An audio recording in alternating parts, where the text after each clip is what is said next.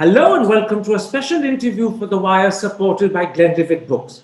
The Pegasus expose is clearly the biggest story of the week, if not the biggest story of the month. But it raises two critical questions that haven't as yet been adequately answered. Has the Indian government responded adequately? And what more is expected of our government? Those are two key issues I shall put today to the chairman of the Parliamentary Standing Committee on Information Technology, Shashi Tharoor. Shashi Tharoor, as chairman of the Parliamentary Standing Committee on Information Technology, how do you view the Wire story that perhaps allegedly as many as 300 Indians had their phone hacked by a government agency using Israeli spyware called Pegasus, and the list of potential victims includes people like Rahul Gandhi, Ashok Lavasa, Prashant Kishore, several journalists, scientists, activists, and believe it or not, a couple of government ministers as well. Well, I take it very seriously, Karan. I think there's no question that the very idea that so many Indians who are clearly not connected to terrorism or national security threats, who are just going about their lawful business in this country, might be eavesdropped upon, and that government agencies are keeping tabs of their conversations, transactions, relationships, and points of view is very worrying. But what's interesting all the more is that the Pegasus spyware has always been intended to track terrorists and criminals. It is sold by the Israeli firm NSO Group to what they call vetted governments. And it's vetted, presumably, by them as well as the Israeli government, because they need the consent of the Israeli government before they can sell this software to anyone. And the fact that such a software, instead of tracking terrorists and criminals, was used in attempted and successful hacks of smartphones belonging to journalists, activists, human rights activists, politicians, and at least one constitutional authority, ought to concern us. And it does concern me very much. I'll come to the alleged misuse of this spyware in a moment's time, but let me first come to the so-called defenses the government has put up. To begin with, the former Minister of Information Technology, Ravi Shankar Prasad, says there isn't a shred of evidence connecting the government to Pegasus. Now, given that Pegasus actually hacks phones, and the hacking of phones is clearly illegal in India, and the government cannot authorize it, then is it at all possible for the government to even admit that they've acquired Pegasus? Because if they make that admission, they will automatically be incriminating themselves. That's correct, because in fact, you put your finger on it.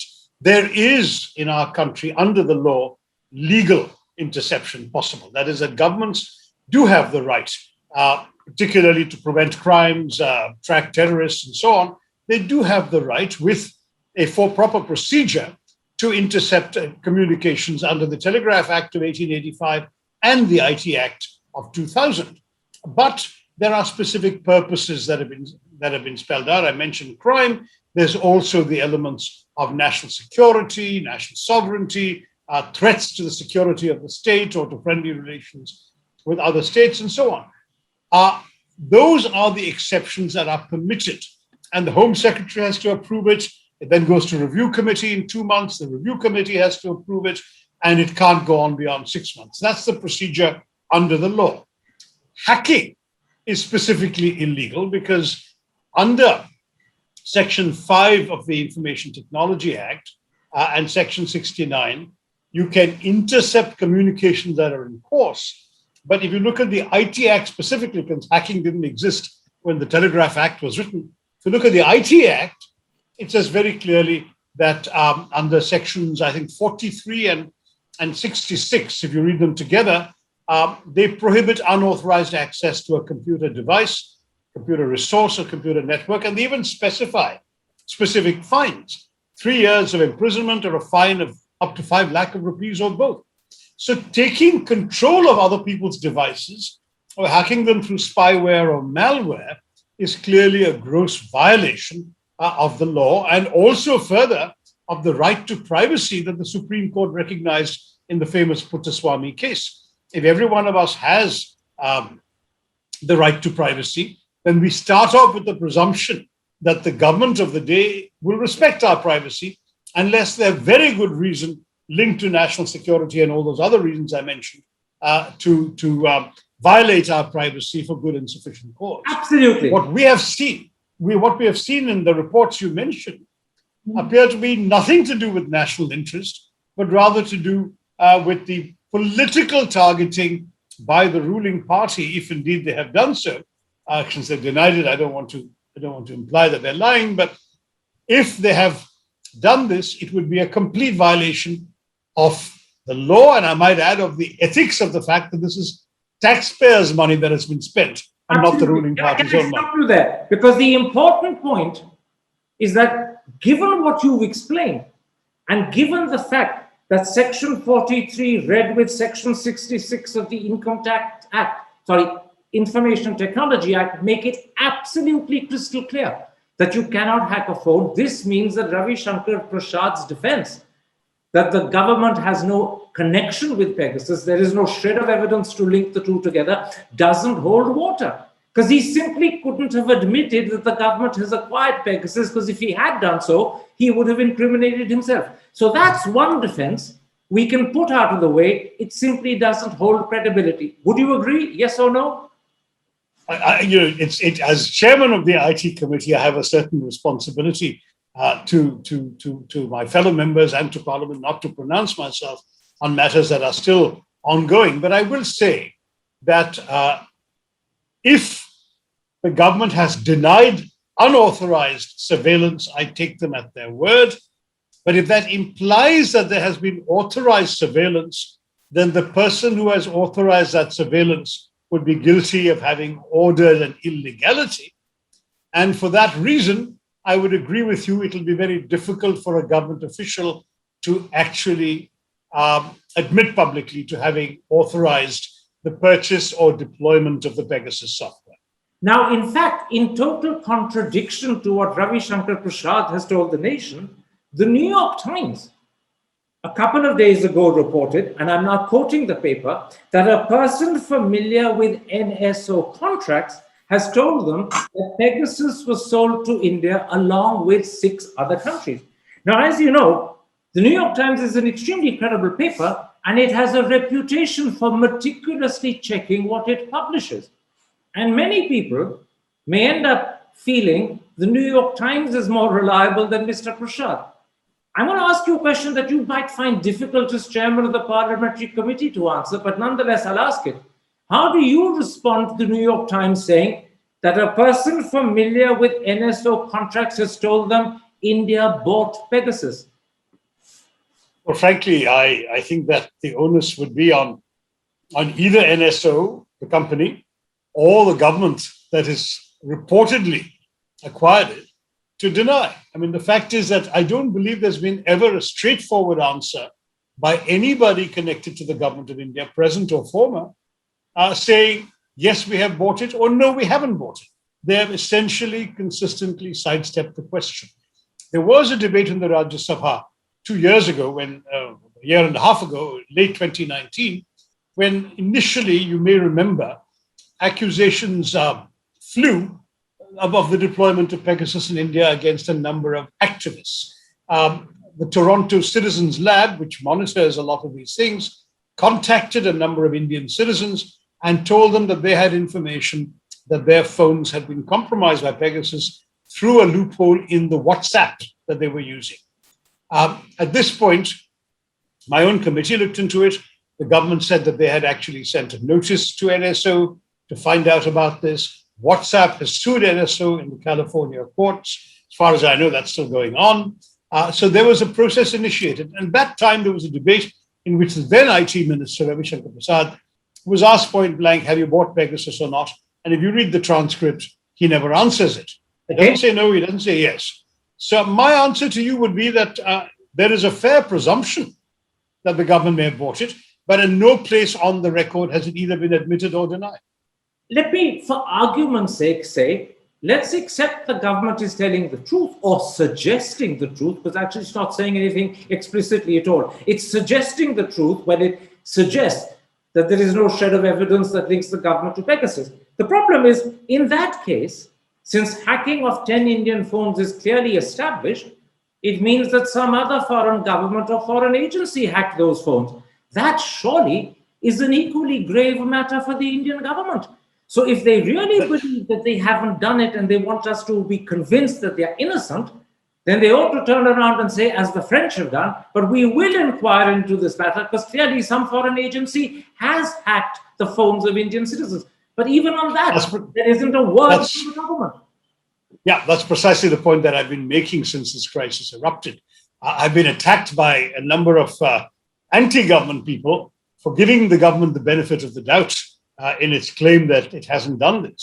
My point is, whether it has done it or not, if they haven't done it, then somebody else has. According to NSO, somebody else can only be a foreign government because they sell the software only to governments. And therefore, it's an even more grave matter of national security if foreign governments are busy hacking the phones of Indian politicians and journalists, as well as activists and others. And so it seems to me very clear that the case for an independent investigation is overwhelming. Either to establish who did it within India. Was it a rogue operation within the government? Was it something unknown to the government? Or worse still, was it a foreign government that is intruding onto our country's?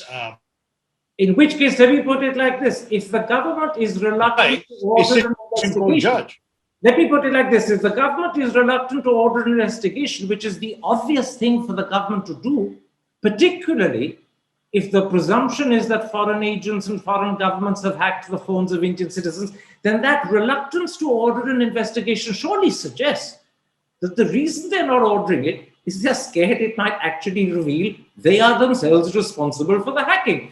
And the best way of covering up is to do absolutely nothing. Well, you're probably aware there is an RTI application by an activist currently pending asking on the basis of expenditure of taxpayers' money, how many licenses of Pegasus have been bought by the government of India. Now, I don't know what the RTI will reveal or whether it will reveal anything, but the fact is that is one way of establishing whether a purchase did take place. That certainly is one consideration. Another is that if the government were to authorize an independent investigation, independent of itself, in other words, it can't ask the CBI or the Delhi police or whatever to do it, because unfortunately, that would lack the same sort of credibility that, say, an independent sitting Supreme Court judge would have if he or she were entrusted with such an investigation. I would say that that's the only way that the government can clear the air, is find out, reveal, for example, whether any government money was spent acquiring licenses of this. If it wasn't, then how did the software infiltrate phones held by Indian citizens resident in India? Let me put it like this, Shashi. Fat chance, and I'm being deliberately colloquial, fat chance that an RTI inquiry is going to reveal whether the government has bought Pegasus or not. You know that, and I know that. But let's come to the second set of defenses put forward by the government. And once again, I'm quoting Ravi Shankar Prasad. He claims that this expose has been done in revenge of what he calls the government's handling of COVID. Now, he doesn't specify whether he thinks the government's handling of COVID is good or bad, but he claims it's been done in revenge of it. He doesn't say of whom it's been done, nor why this revenge was necessary. How do you view this second defense? I find that quite bizarre. I mean, the people who are floating bodies down the Ganga don't have the resources to spend $7 million acquiring a Pegasus license. So it's preposterous that the victims of the government's mismanagement of COVID would have anything whatsoever to do with this kind of elaborate quote-unquote revenge. I think that's a far-fetched, indeed a preposterous idea, Karan. I think, let me say very clearly that as far as the government is concerned, they have also made a statement, or some senior government ministers have made a statement, saying that the timing was not accidental. It was timed to coincide with the monsoon session, all these revelations. And that makes no sense, because this is a worldwide investigation by 17 media organizations, including such illustrious ones as the Washington Post, Le Monde, The Guardian, and so on. And what they've done is to investigate some 50,000 names in multiple countries, not just India. So it's highly unlikely that they would peg a worldwide story of such global import affecting so many governments to the opening of a monsoon session of the Indian Parliament. And I think that kind of comment betrays either a certain, shall we say, willingness to strain the credulity of the listener, or a rather desperate clutching at straws. In fact, that argument was made by none other than the Home Minister Amit Shah. And not only did he claim that, as he put it, chronology samjhiye, but he went on to say that this expose was done by people, and I'm quoting him, who he called disruptors and obstructors.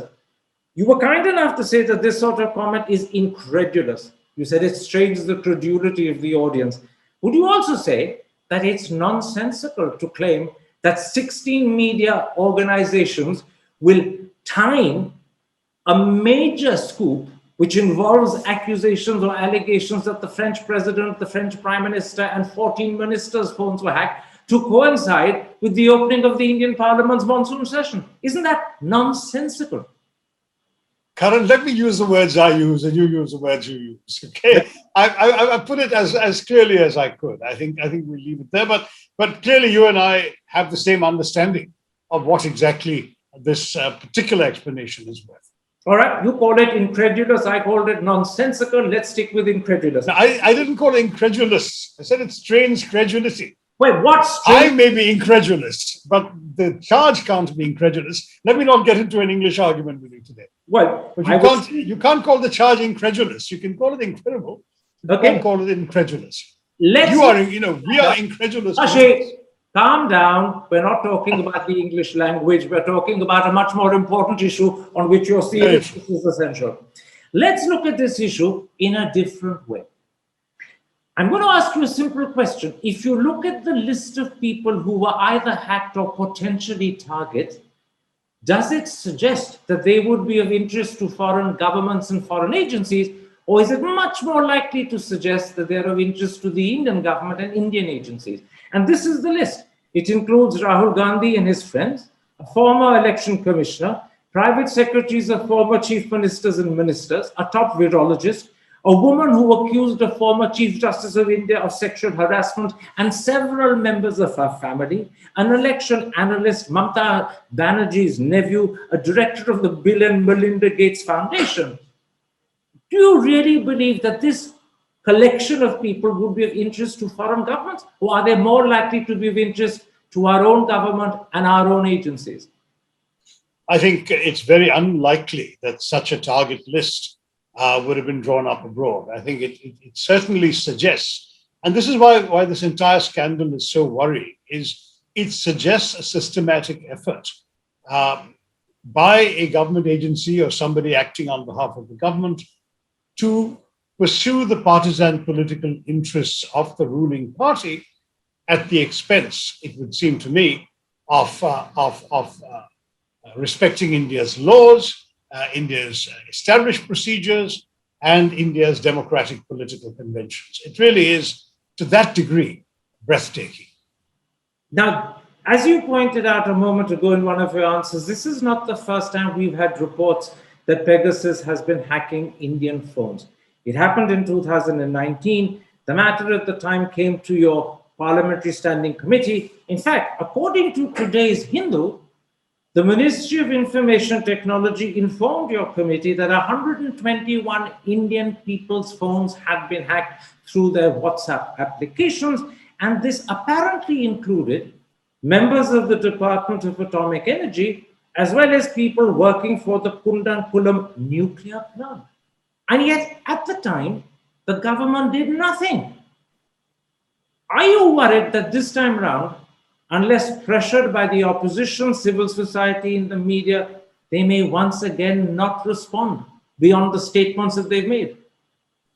No, I think you're confusing two things. The IT committee has ongoing hearings on citizens' data security and privacy, and we have also hearings on cybersecurity, and clearly the Pegasus issue overlaps. But let me stress that Kuram and the other issues that you alluded to do not relate to Pegasus.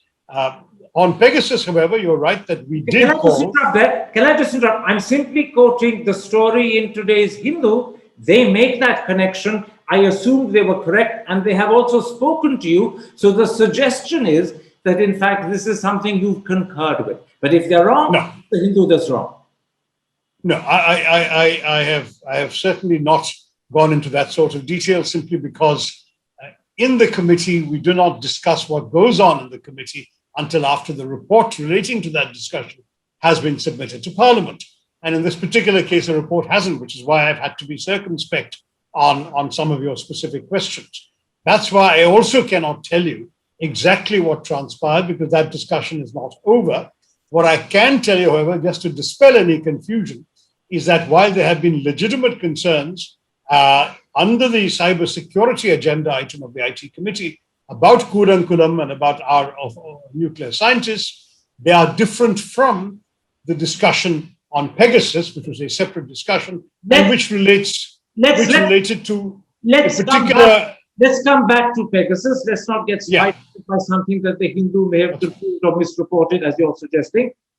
The main point is that in 2019, when first allegations about Pegasus hacking Indian phones were made, the government did nothing. Are you worried this time around again they may do nothing? Well, we will have to talk to the government, by which I mean the committee will have to talk to the officials of the relevant ministries, in this case, particularly the Ministry of Electronics and Information Technology, as well as the Home Ministry. And the question is that if India's laws have been breached, that is a matter of some serious concern. And I think we will have to have this conversation. I do want to stress that if you look at the actual, to put it bluntly, the actual sort of charge before us, it relates to a violation, namely hacking of the phones of private citizens, which appears to have been unauthorized, not least because authorized. No, Shashi, you're being very technical and narrow when you say it relates simply to the hacking of the phones of Indian citizens. It is a complete, blatant, brazen violation of the fundamental rights of Indian citizens. It's much bigger than just hacking. And that's why I was building up to that before you interrupted me. We can't actually give you that much time to build up, because this is not. What do you think the government should do? You are chairman of the most. Okay. So tell me bluntly and in three points what the government should do. So what the government should do, because it is all of these things that I've said, you've said, and we've already discussed earlier, it clearly requires more than a routine brushing under the carpet in Parliament. We've never done this, quote unquote. And it requires, therefore, a serious investigation, which must be an independent judicial investigation. I say this because since the government itself is the institution or the entity that is accused of having misused Pegasus, it cannot be the investigator of its own wrongdoings, if there were any.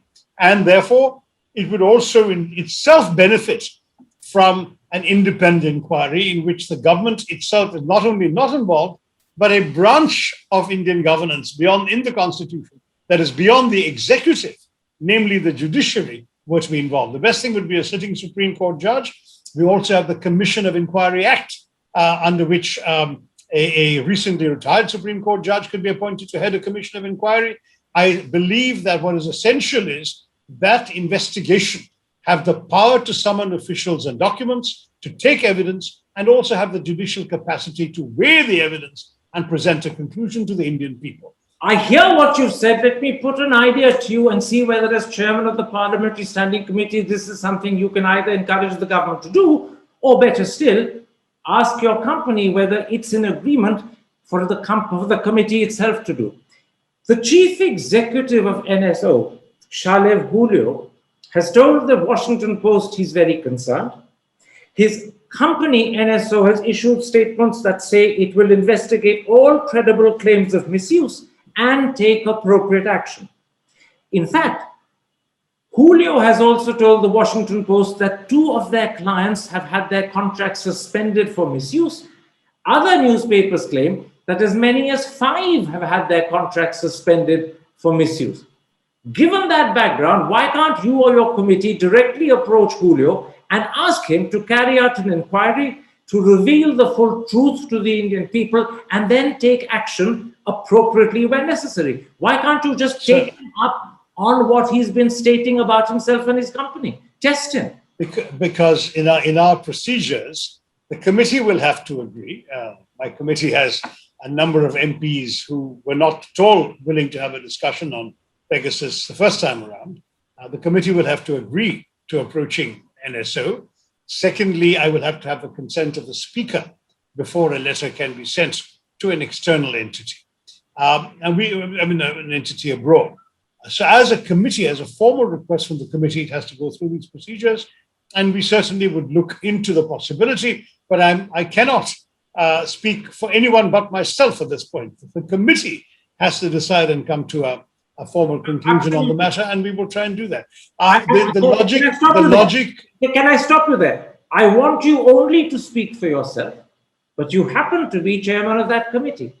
And as chairman, you can put a proposal to them.